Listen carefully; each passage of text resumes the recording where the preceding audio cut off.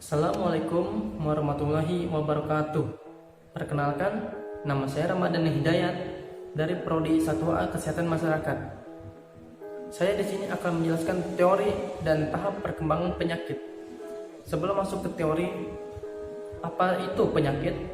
Penyakit merupakan kondisi di mana yang mengganggu fungsi normal tubuh, bisa juga pikiran, yang menyebabkan rasa ketidaknyamanan, disfungsi, atau kesukaran terhadap orang yang dipengaruhinya.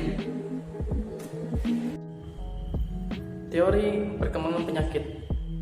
Yang pertama ada teori kontagion. Teori ini menyatakan penyakit ditularkan dari satu orang ke orang lain melalui zat penular yang disebut kontagion. Teori ini dirumuskan oleh Girolamo Fracastoro. Yang kedua ada teori Hippocrates. Di teori ini menyatakan faktor alam atau faktor lingkungan ikut menentukan terjadinya suatu penyakit. Selain faktor alam dan faktor lingkungan, faktor perilaku hidup penduduk pun ikut menentukan tersebarnya suatu penyakit. 3. Teori miasma. Di teori ini dikatakan bahwa penyakit disebabkan oleh sisa makhluk hidup yang mati membusuk lalu meninggalkan pengotoran udara dan lingkungan sekitarnya. Yang keempat, teori jasad renik. Teori ini mengatakan jasad renik atau mikroorganisme penyebab tunggal dari timbulnya suatu penyakit. 5. Teori humoral. Di teori ini beranggapan bahwa penyakit disebabkan oleh gangguan keseimbangan cairan tubuh. Nah, cairan tubuh manusia itu memiliki 4 cairan. Yang pertama merah, kuning, putih, dan hitam. Yang keenam, teori ekologi lingkungan. Di teori ini menyatakan bahwa manusia berinteraksi dengan faktor penyebab suatu penyakit dalam lingkungan tertentu. Yang ketujuh, teori epidemik.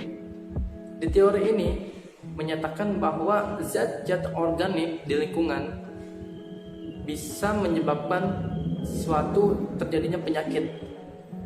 Nah, di teori ini pun dihubungkan dengan faktor cuaca dan geografis setempat. Tahap perkembangan penyakit. Yang pertama ada tahap prepatogenesis. Di tahap ini terjadi interaksi antara host, bibit penyakit, lalu lingkungan. Interaksi terjadi di luar tubuh manusia. 2. Tahap inkubasi. Di tahap ini, bibit penyakit sudah masuk ke dalam tubuh host, tetapi gejala penyakit belum nampak. 3. Tahap penyakit dini. Dihitung dari munculnya gejala penyakit. Di tahap ini, si host sakit ringan. Keempat, tahap penyakit lanjut. Di tahap ini, penyakit bertambah hebat.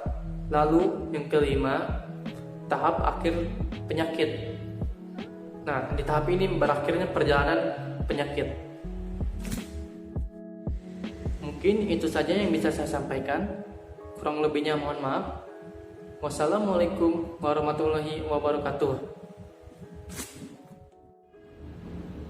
Oh iya, jangan lupa kita harus terapkan 3M. Mencuci tangan, menjaga jarak, dan menggunakan masker.